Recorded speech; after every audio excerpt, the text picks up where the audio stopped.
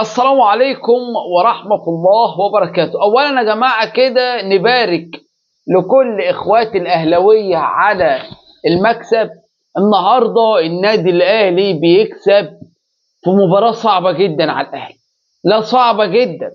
النهاردة طاير محمد طاير بيسجل الهدف، وهدف المكسب وهدف غالي جدا بثلاث نقاط في الدقيقة. خلاص احنا خلصنا من الدقيقة 90، كانوا بيلعبوا في الوقت بدل الضيع. يجي طاير محمد طاير يسجل الهدف، هدف الفوز. مبروك لكل اخواتي الاهلاويه. بس تعالوا نتكلموا على حاجات مهمه جدا، يمكن في ناس مش واخده بالها من الحاجات دي. الاهلي كسب، نتبسط ونفرح، بس نتكلم على الحاجات دي نشوفها هل هتسعف الاهلي في المباراه القادمه ولا لا.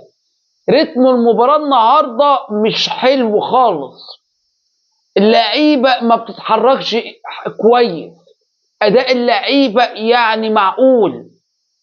خصوصا انت بتلعب مع سموحه فريق متواضع، برضه انت ما بتلعبش مع الزمالك ولا مع بيراميدز. امال لو قابلت الزمالك وبيراميدز هتعمل؟ انت فضلت متعادل للدقيقه. احنا طبعا باركنا على الفوز يا جماعه، هنتكلم عن المشاكل بس. انت فضلت متعادل للدقيقه 90 وعديت 90. طاهر انقذك بهدف جميل، ماشي، دنيا حلوه. بس انا عاوز اعرف حاجه يا جماعه بس، هل الاهلي هيفضل على هذا الوضع يكسب بالعافيه؟ انت مع جاي لك بيراميدز وجاي لك الزمالك، هتعمل معاهم نفس الوضع كده؟ ما ينفعش.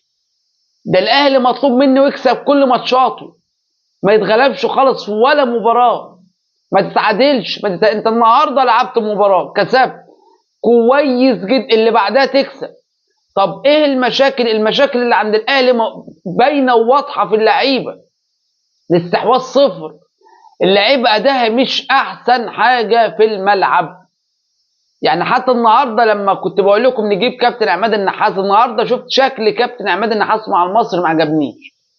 النهارده بيراميدز اتعادل في اللحظات الاخيره على المصري، وجات له ركله جزاء وضيعها.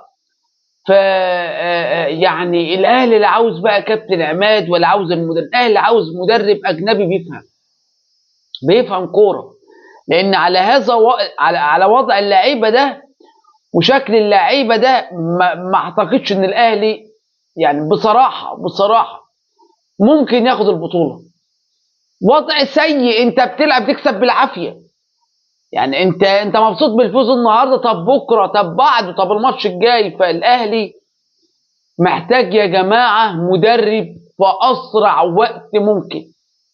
اللعيبه لا حلوه، اللعيبه مش هكذب عليك، اللعيبه كويسه، بس تحس ان كل لاعب مش محطوط في مكانه، في حاجه غلط، في حاجه مش مظبوطه. بس اللي احنا هنقوله برضه في الاخر، اخر كلامي، الحمد لله على المكسب. كويس ان الاهلي كسب النهارده، 3 نقاط مهمين. الاهلي في المركز دلوقتي الثالث برصيد 44 نقطه.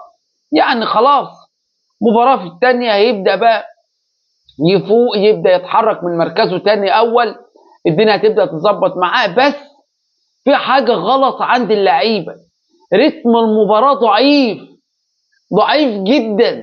مش الاهلي ده يا جماعه، احنا بنتكلم عن النادي الاهلي.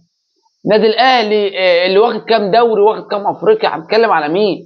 على فريق ما بيقعش، فريق كان يكسب 3 4 مرة 2، ما بيخسرش خالص.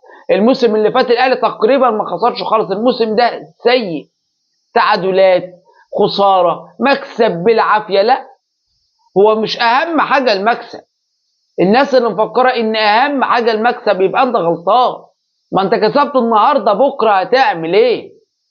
بكره هتعمل ايه؟ الفكره فينا. فاتمنى ان الاهلي يحل المشاكل اللي عنده.